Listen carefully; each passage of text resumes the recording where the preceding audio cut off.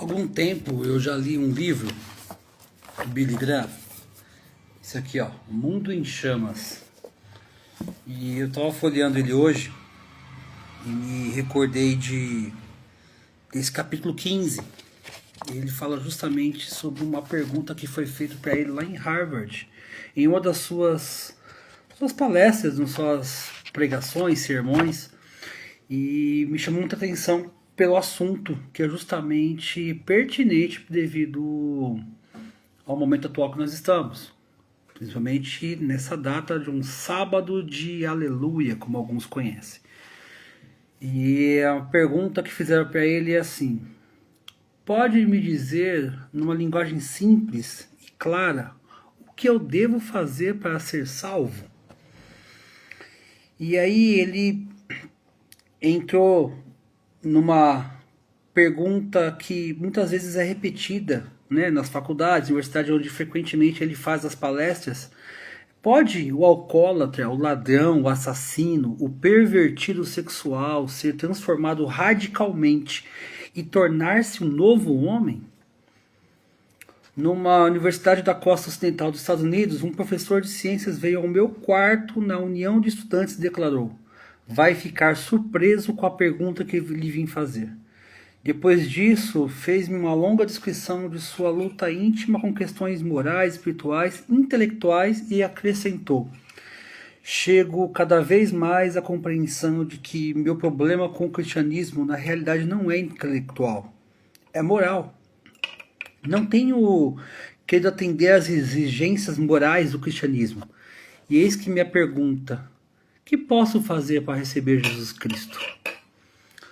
Quando o governador de um dos nossos estados nos recebeu em sua casa, disse que queria conversar comigo em particular. Fomos para uma outra parte da casa, onde ele fechou a porta, e eu percebia que ele lutava com suas emoções. E disse finalmente: estou no fim do caminho. Eu preciso de Deus. Pode me dizer como encontrá-lo? Em outra ocasião, quando visitei um grupo de homens no corredor das celas dos condenados à morte, um deles, forte, de aspecto inteligente, ouviu o que eu tinha a dizer. Depois perguntei-lhes se desejavam ajoelhar-se enquanto eu orava. Pouco antes de se ajoelhar, ele disse: pode explicar outra vez o que devo fazer para ser perdoado dos meus pecados? Quero saber que estou indo para o céu. São precisamente essas mesmas perguntas feitas a Jesus Cristo há mais de 2000 anos. São as mesmas perguntas feitas aos apóstolos quando proclamavam o Evangelho em todo o Império Romano. As perguntas indicam que os anseios espirituais íntimos do homem mudaram muito pouco. O jovem rico veio correndo ajoelhar-se diante de Cristo e lhe perguntou: bom mestre, o que farei para lhe dar a vida eterna?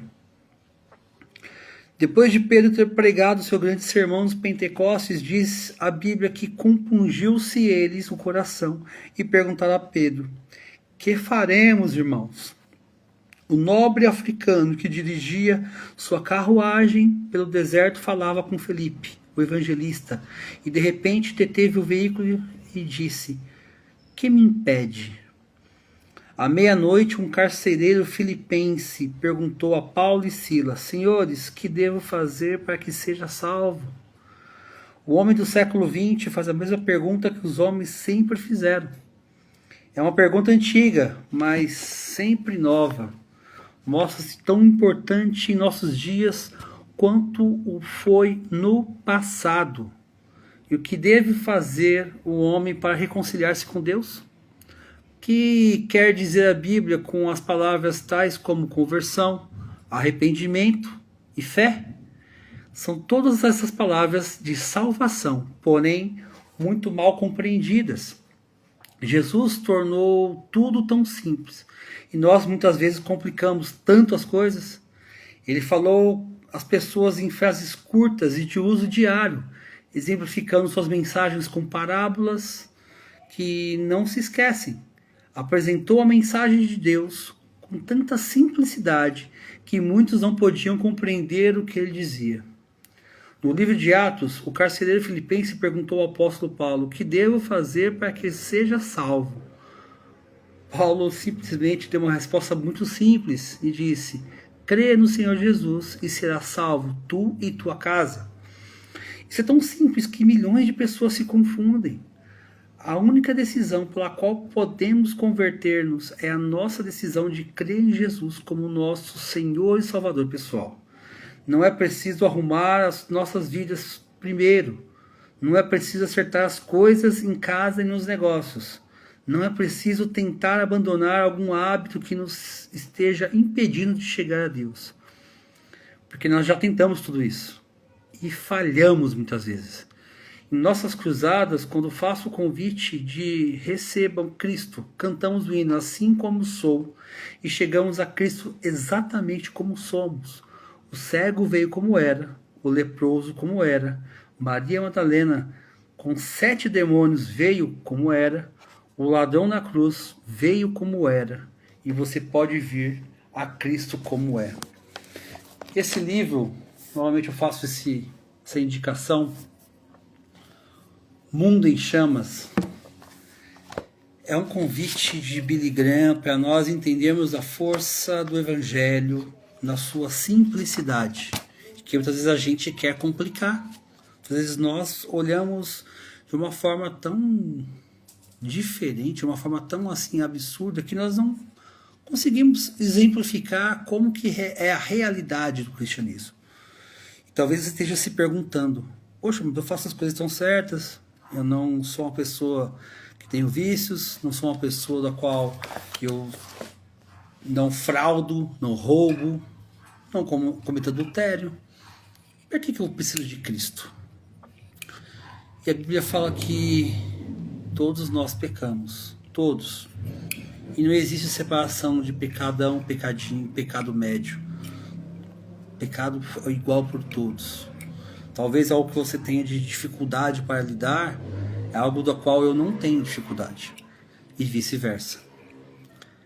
Mas o que Jesus nos chama é para o arrependimento, para o abandono daquilo que nós fazemos que nos afastam justamente dele.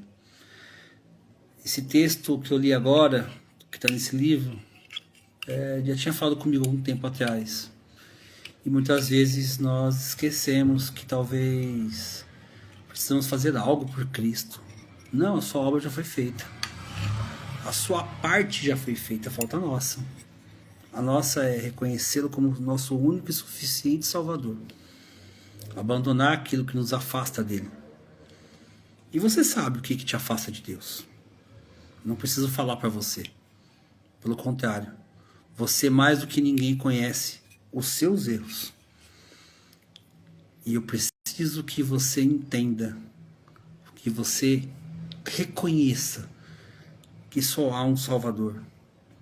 Neste sábado de aleluia, não seja você também um Judas. Abandone. Abandone e se renda aos pés de Cristo. Venha como você está, mas não fique como você está. Que o Senhor Jesus possa te abençoar. Ontem celebramos a sua crucificação, morte, e amanhã celebraremos a sua ressurreição. E através dessa ressurreição que nos traz paz. O castigo que era meu, seu, caiu sobre Cristo. E é o castigo que nos traz a paz. Reconheça Ele como seu único suficiente Salvador. Que possa estar sendo bênção na sua vida. Que o que cabe a nós fazer, faremos. Porque a maior obra de Cristo já foi feita. Deus te abençoe, Deus te guarde. E amanhã, num domingo de Páscoa, procure uma igreja próxima da sua casa. Procure alguma igreja. Vá lá conhecer um pouco mais sobre esse Cristo que estão falando aí. Talvez alguma perspectiva mude na sua mentalidade. Que Deus te abençoe e te guarde. Um forte abraço.